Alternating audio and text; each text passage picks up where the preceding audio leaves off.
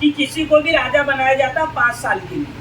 5 साल के बाद उस राज्य के, उस नगर के ठीक साइड से एक नदी बहती और नदी के पार बहुत बड़ा घना जंगल था, उसमें खूंखार जानवर रहते और ये सारी चीजें। कोई भी उस जंगल में गया तो उसका जीवित बचकर वापस आना संभव नहीं है।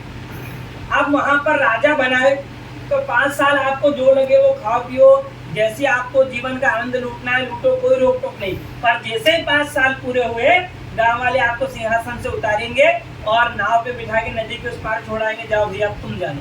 तो लोग राजा बनने से भी डरे कि 5 साल तो मजे कर लेंगे, पर उसके बाद तो मरना तय है। तो एक सज्जन आदमी को उन्होंने जैसे तैसे करके राजा बनाने के लिए तैयार किया। अब वो राजा बन गया। राज अभिषेक के बाद उसने अपने मंत्रियों को साथ लिया और सबसे पहले नाव में बैठकर नदी के उस पार गया उन सबके साथ। उन्होंने इस जंगल की स्थिति देखी और पहले दिन से ही वहाँ के पेड़ों को कटवाना शुरू किया। वहाँ खेती लायक जमीन तैयार कर दी, कुएं खुदवाए, बावड़ियाँ बनानी शुरू कर दी, तालाब बनवाने शुरू कर दे, मंदिर बनाए, धर्मशालाएं बनाई, रहने के लिए मकान बनाए और जितनी सारी सुविधाएं इस राज्य में थी, 5 साल आते आते तक नदी के पार के जंगल को ऐसा बना दिया कि यहाँ के राज्य से भी दुगना सुंदर और शानदार। और जैसे ही 5 साल आए, लोग इकट्ठे हुए, साहब आपको तो अब उधर जाना पड़ेगा। तो प्रसन्न है, वो बोलते यार दूसरे राजा तो खूब रोते बिलखते थे, गिड़गिड़ाते थे न, उनको खींच खींच के ले जाते थे, घसीट के ले जाते, और ये तो प्रसन्न है, आनंदित है, खुश है, ऐसा क्यों? तो जब वहां जाकर वो देखते हैं कि साहब नदी के पार का जो जंगल था, वहां को तो इन्होंने इस नगरी से भी ज्यादा सुंदर और शानदार बना दिया।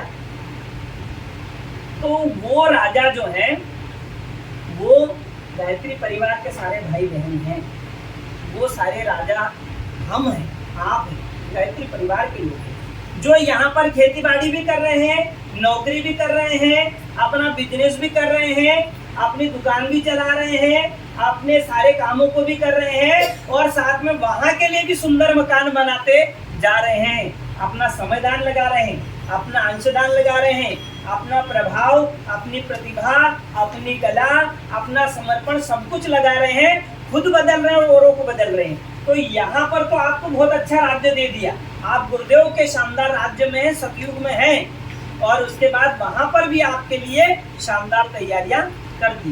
पर केवल उस सतयुग में हम अकेले ही रहे तो ये भी अच्छी बात नहीं, हमें और लोगों को भी इस अमृत का पान कराना चाहिए। ये अमृत सबको मिलना चाहिए। बहुत सारे लोग केवल किनारों पर बैठे देखते रहे, अरे गायत्री परिवार का लोग बहुत अच्छे, अरे वो बहुत अच्छे, पर आप उनके साथ आओ, उनका सहयोग करो, आप भी उनका साथ दो। स्वामी विवेकानंद और रामकृष्ण परमहंस गुरुदेव के जीवन की घटना है।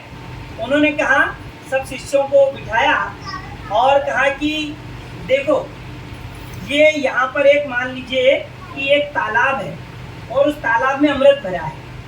तो नरेंद्र तुम ये बताओ कि तुम उस तालाब के किनारे बैठकर मक्खी की तरह अमृत पियोगे या उस तालाब में कूदकर अमृत पियोगे?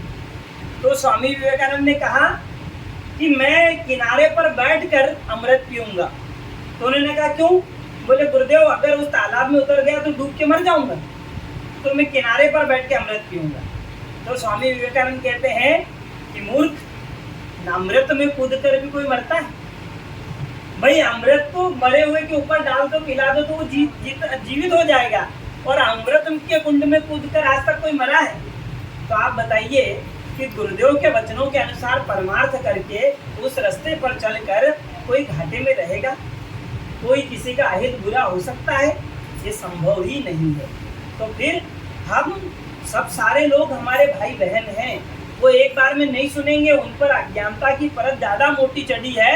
हम अपना गुरुदेव का संदेश बिल्कुल सही तरीके से उन तक पहुँचाएं, और अगर पहुँचाएंगे तो निश्चित रूप से उसका परिणाम हमको बहुत अच्छे से देखने को मिलेगा। परम पूज्य गुरुदेव हमें ये कहते थे, दो शिष्यों की घटना है। गुरुदेव के पास एक गए, उनका नाम वाम तो शायद मेरे पास वो नहीं है, पर घटना मुझे याद है। दो व्यक्ति गुरुदेव के पास गए और उन्होंने कहा गुरुदेव आपने तो 3200 किताबें लिखी, गुरुदेव इस जीवन में तो संभव नहीं है कि हम आपका सारा साहित्य पढ़ पाए, लेकिन आपसे एक विनती ये है कि कि आपकी कोई 2 पुस्तकें बता दीजिए जिसे पढ़ने से हम धन्य हो जाए, हमारा जीवन धन्य हो जाए, केवल कोई 2 पुस्तकें। तो गुरुदेव ने कहा कि मेरी पहली पुस्तक तुम पढ़ना चाहते हो, उसका नाम है रामायण, रामचरितमानस, और दूसरी पुस्तक जो पढ़ना चाहते हो उसका नाम है गीता। इससे ये भी साबित होता है कि हमारे भगवान, हमारे गुरुदेव ही राम है, हमारे गुरुदेव ही कृष्ण है। और दूसरा ये साबित होता है कि गुरुदेव ने अपनी तपस्या से, अपने तप से, अपने त्याग से अपने आप को उस स्तर का बना दिया कि वो भगवान में घुल मिल गए। तो मैं ये विनती करता हूँ हम सभी भाई बहनों से कि हम सबके घर में रामचरितमानस होनी चाहिए और नियमित रूप से उसे पढ़ा जाना चाहिए। हम सबके घर में गीता होनी चाहिए और नियमित रूप से उसे पढ़ा जाना चाहिए। अगर हमने राम भगवान और कृष्ण भगवान के चरित्र को अपने घर वालों के क्या कहें कि जीवन में उतार दिया तो समझ लीजिए आपने सब कुछ कर लिया। पर आज व्यक्ति घर में टीवी में इतना टाइम दे देगा, मोबाइल में इतना टाइम दे देगा, बाहर इतना टाइम दे देगा, पर वो बैठकर स्वयं रामायण का अध्ययन नहीं करेगा, वो स्वयं बैठकर गीता का अध्ययन नहीं करेगा, न परिवार वालों को बिठाएगा। और फिर हम कहते हैं कि साहब समस्याएं हैं, एक दूसरे की पढ़ती नहीं, सुनते नहीं, सब अलग अलग करते हैं। तो साहब करेंगे क्यों नहीं? क्योंकि जो सुनने वाली चीज़ थी उसे तो आपने कभी अपनाया नहीं, और आज तक कभी ऐसा नहीं हुआ कि कोई पानी में नहीं उतरा और तैरना सीख गया हो। आज तक कोई ऐसा नहीं हुआ कि वो मरे बिना उसे वैकुंठ मिल गया हो। तो अगर वैकुंठ चाहिए तो मरना पड़ेगा, और तैरना सीखना है तो पानी में उतरना पड़ेगा, और यदि घर परिवार को और अपने जीवन को सुधारना है तो गीता और रामायण को जीवन में लाना पड़ेगा।